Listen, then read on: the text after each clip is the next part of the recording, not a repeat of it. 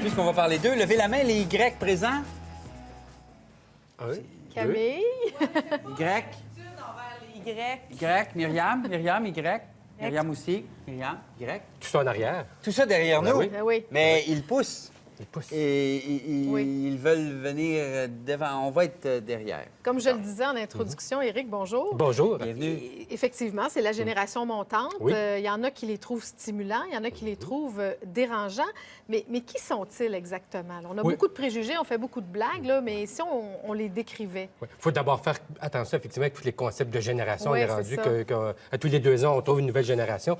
Les Grecs, c'est quand même la génération qu'on peut dire qui sont nés, les jeunes qui sont nés durant les années 80 et 90. Donc, les enfants des baby boomers. C'est ceux qu'on appelle la génération passe-partout? La génération passe partout pour ce qui est du Québec, évidemment. Oui, Ailleurs bien dans le monde, on est plus ou moins familier avec le concept. Mais disons que cette génération-là, donc, qui sont nés, qui sont les enfants des baby boomers qui suivent la génération X, qui sont nés avec Internet, qui sont aussi la première génération dont la majorité de leurs mamans ont travaillé pendant qu'ils Oui, étaient les enfants. deux parents travaillaient. Les 2 parents travaillaient, la fameuse qui est dans le cou et tout ça. Ben, même souvent, les autres sont allés à la garderie. Ils sont allés à la garderie, effectivement. Ils ont appris à travailler en Service équipe de garde et tout. avec des petits amis très tôt, comparativement à toutes les autres générations précédentes.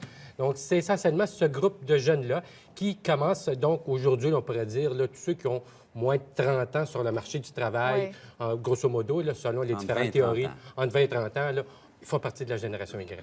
Et ce qui semble créer des frictions dans les milieux de travail entre les X, les Y, les baby boomers, c'est leur perception qu'ils ont du travail, Ouais. qui est très différente. Ouais. Il faut faire attention aussi parce que il faut différencier de ce que les perceptions entre les personnes plus âgées et les jeunes qui ont toujours existé. Oui, il y a toujours eu des différences. Même Aristote, c'est déjà plein de la jeunesse qui la trouvait nonchalante, paresseuse et tout ça. Bref, tous les critères qu'on pourrait accoler aux Y aujourd'hui, c'est pas parce qu'ils sont Y, c'est parce qu'ils sont jeunes, tout simplement.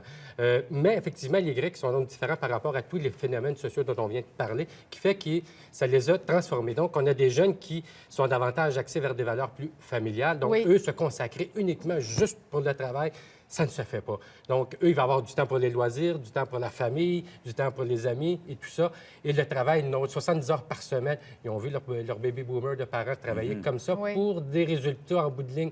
Et perdre plus ou leur moins- emploi, des oui, fois, exactement, ouais. plus ou moins concluant. La famille également éclatée pour ce genre de consécration au travail. Donc, eux, non, merci pour ça. Également, ce sont des jeunes qui vivent dans l'instantanéité. Donc, pour eux, tout doit arriver rapidement, tout de suite, parce qu'ils Oui. sont nés avec C'est Internet. tout de suite, Ils ont tout le été- temps. Oui, exactement.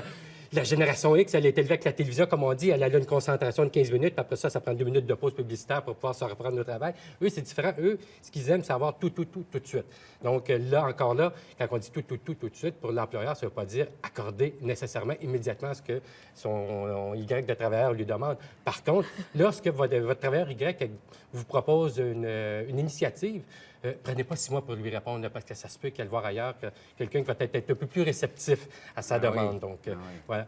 Ça fait quelques années là, que Mhm. la génération Y a commencé à entrer sur le marché du travail. Quel impact on constate que ça a dans les milieux de travail? Qu'est-ce que ça change? Bon, tu disais les horaires plus flexibles. Mhm. Ça demande aux patrons d'être un peu plus à l'écoute quand un Y vient leur faire des demandes. Bien, là, en fait, il y a on pourrait dire deux grandes tendances qui vraiment profitent non pas seulement aux Y seulement, mais à tout le l'ensemble des monde, travailleurs. ben oui. On pense à toi à la rétroaction. Donc, bravo mon jeune, c'est bon. Ben oui, ils ont été élevés là-dedans. Ils ont été élevés là-dedans. Leurs On leur a parents- dit bravo tout souvent, le ça a temps. été des enfants uniques, ou à tout le moins des familles au maximum 2 enfants. 99 des Grecs sont nés de familles de 2 enfants et moins. Donc, ils ont passé leur enfance à se faire féliciter par leurs parents parce que leurs parents n'avaient que ça à faire d'une certaine manière. Hein. Bon, on le fait encore. On le fait encore, puis tout à fait, je suis Oui, coupable. c'est ça. Mais cela dit, donc, ils ont besoin de cette rétroaction-là pour vivre, pour être stimulés, pour être performants. Et La ça, paye, c'est pas suffisant. c'est pas suffisant. Hey, t'as Mais reçu un ça, chèque, tous là. les- C'est comme si je te disais que tu fais bien ça. mais tous les travailleurs en ont besoin de la rétroaction, c'est prouvé scientifiquement. Lorsque l'employeur félicite ses employés, à raison évidemment, pas pour rien, mais à raison, Ouais. mais ça stimule la productivité de tout le monde. Même chose pour la question de la flexibilité sur les horaires.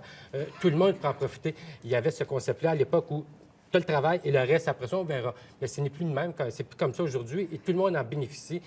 y compris les X, qui les X aussi ont commencé à former des familles beaucoup plus tard. Souvent, ils partagent un peu, les mêmes besoins que les Y. Ben oui, moi, je dis souvent que je suis une Y dans un corps de X. Ben, c'est ça, mais en fait, les X... nous sommes entrés sur le marché du travail plus tard que les générations précédentes et peut-être même plus tard que les Grecs, parce que la situation économique était plus difficile à notre époque. Mais on se retrouve donc dans des situations qui sont assez identiques à celles des Grecs, et ce qui fait qu'on a besoin, nous aussi, de cette flexibilité-là. Les baby boomers aussi ont besoin de cette flexibilité-là, parce que pourquoi?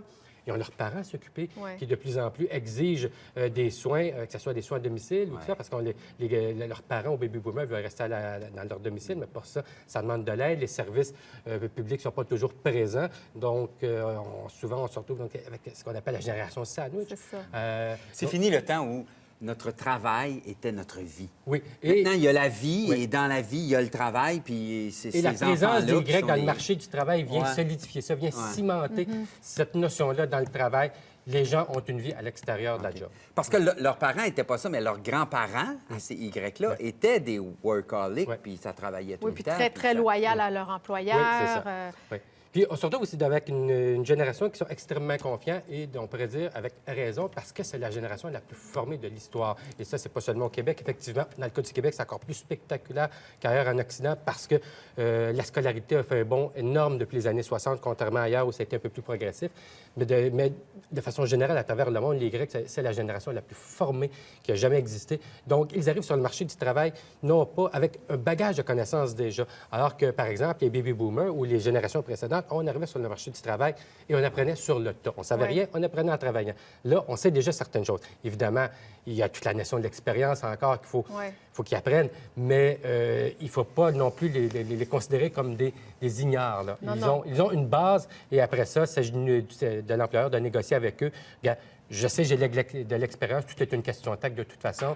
Et il y a évidemment des jeunes Y qui sont plus réceptifs que d'autres, comme il y a des patrons qui sont plus aussi réceptifs à ce genre de comportement-là des jeunes. Mais de manière générale, ces jeunes-là ont une connaissance de base, des acquis que les autres générations de travailleurs, lorsqu'ils sont entrés dans le marché de l'emploi, n'avaient pas. Donc, c'est faux de penser que c'est une génération nonchalante qui ne veut pas faire d'efforts. Non. C'est des gens qui veulent travailler. Ils peuvent être extrêmement productifs, oui, d'ailleurs. extrêmement performants. Ils ont beaucoup de potentiel. Exactement. Ils sont habitués au multitasking. Hein?